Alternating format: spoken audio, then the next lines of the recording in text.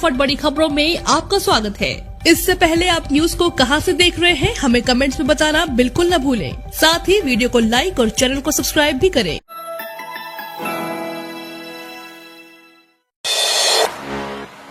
सरकार को किसानों का अल्टीमेटम। पूर्वी राजस्थान नहर परियोजना किसान विकास समिति के प्रदेशाध्यक्ष रामनिवास मीणा ने किसानों को आह्वान किया है कि ईआरसीपी को राष्ट्रीय परियोजना घोषित कराने के लिए एकजुटता दिखाएं। चंबल का पानी नहरों के माध्यम से खेतों तक आएगा तो गांव की बेहतरीन तस्वीर बनने के साथ किसानों की तकदीर बदल जाएगी। प्रदेशाध्यक्ष मीणा टोडा भीम उपखंड मुख्यालय स्थित बीजबड़ बालाजी मंदिर पर आयोजित किसान सभा को संबोधित कर रहे थे। इस दौरान प्रदेशाध्यक्ष मीणा का समर्थन करते हुए किसान सभा में उपस्थित किसानों ने एकजुटता का संकल्प लिया और ईआरसीपी नहीं तो वोट नहीं का ऐलान किया। गहलोत की संकटकालीन राजधानी के लिए सरकार ने फिर खोली तिजोरी। 17 करोड़ का ऐलान। जैसलमेर जिले के भारत पाक सरहद पर स्थित तनोट माता मंदिर क्षेत्र में पर्यटन विस्तार के लिए बीएसएफ को निशुल्क भूमि आवंटन को राजस्थान के मुख्यमंत्री अशोक गहलोत ने मंजूरी दे दी है, जिससे अब बीएसएफ द्वारा यहां पर्यटन सुविधाओं के विस्तार के लिए विभिन्न निर्माण कार्य करवाए जाएंगे। राजस्थान सरकार के मुखिया अशोक गहलोत की आस्था के रूप में देखें तो सीएम गहलोत जब भी किसी काम की शुरुआत करते हैं या उनकी सरकार पर कोई संकट गहराता है तो तनोट माता के मंदिर के दर्शन को जरूर जाते हैं। जगदीश बिश्नोई ने बताई राहुल गांधी की भारत जोड़ो यात्रा की पूरी कहानी। कांग्रेस सांसद राहुल गांधी की भारत जोड़ो यात्रा 7 सितंबर को कन्याकुमारी से शुरू हुई थी, जो कश्मीर के श्रीनगर से जाकर खत्म होगी। कन्याकुमारी से कश्मीर तक 150 दिनों में यह यात्रा 3570 किलोमीटर तक चलेगी। यह यात्रा देश के 12 राज्यों और 2 केंद्र शासित प्रदेशों से होकर गुजरेगी। फिलहाल यात्रा राजस्थान के बूंदी जिले में चल रही है। इस यात्रा के जालौर जिले के सांचौर विधानसभा क्षेत्र के चितलवाना निवासी और कांग्रेस सेवा दल यंग ब्रिगेड के प्रदेशाध्यक्ष जगदीश बिश्नोई ने शुरू की है। जगदीश बिश्नोई भी शुरू से ही इस यात्रा में शामिल है, जो राहुल गांधी के साथ कन्याकुमारी से कदम मिलाकर अब तक पिछले 94 दिनों में 2660 किलोमीटर चल चुके हैं। 25 दिसंबर से शहीद स्मारक जयपुर में अध्यापक आक्रोश रैली का आयोजन। तृतीय श्रेणी शिक्षकों के तबादले करवाने की मांग को लेकर आक्रोश रैली 25 दिसंबर को शहीद स्मारक से कल शिक्षक संयुक्त मोर्चा के प्रदेशाध्यक्ष हरपाल दादरवाल ने प्रेस वार्ता कर अध्यापक तबादला आक्रोश रैली का आह्वान किया।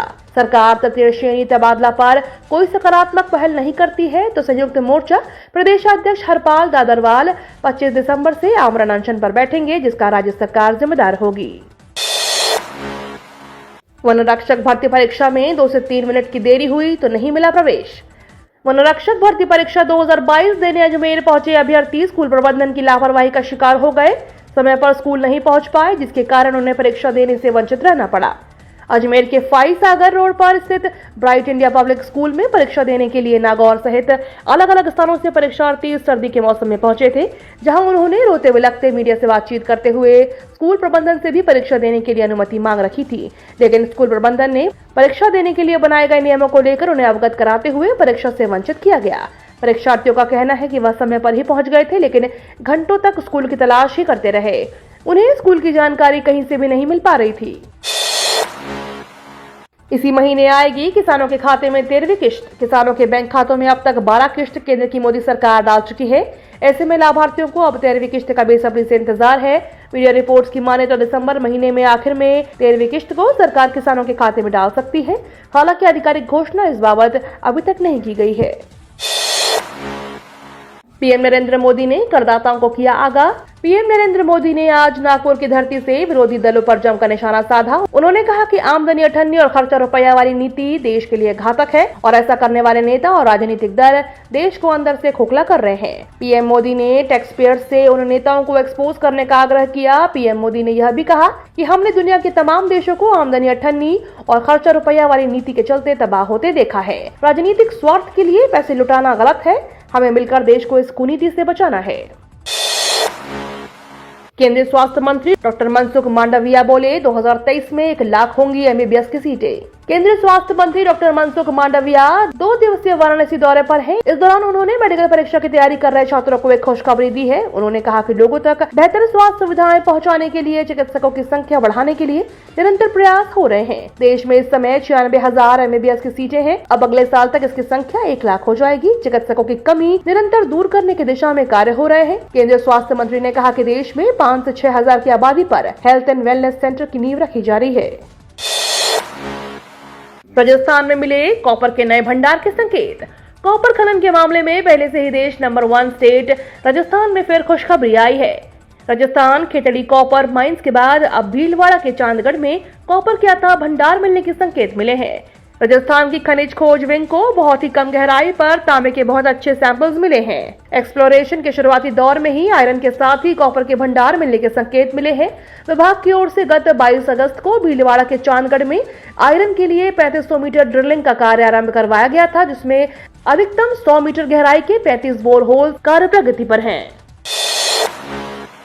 एफडी कराने के बाद ब्याज बढ़ने का नहीं होगा नुकसान। इन दो बैंकों ने शुरू की स्पेशल एफडी स्कीम। छूती महंगाई को काबू करने के लिए भारतीय रिजर्व बैंक ने इस साल मई से लेकर अब तक रेपो रेट को 4% से बढ़ाकर 6.25% कर दिया है। यानी बीते 7 महीने में ही रेपो रेट में 2.25% बढ़ोतरी की गई है। इस बढ़ोतरी के बाद बैंकों ने जहां होम, कार लोन समेत दूसरे सभी लोन पर ब्याज दर में बढ़ोतरी की है, वहीं एफडी पर भी लगातार ब्याज दर को बढ़ाया गया है। बैंकों ने एफडी को 3% से बढ़ाकर 7.5% कर दिया है। बैंकों द्वारा ब्याज दरों में बढ़ोतरी करने से बहुत सारे निवेशकों को नुकसान उठाना पड़ा है, क्योंकि उन्होंने पहले ही एफडी करा रखी थी। जानकारों का कहना है कि आरबीआई आगे भी 1 या 2 बार रेपो रेट में बढ़ोतरी कर सकता है।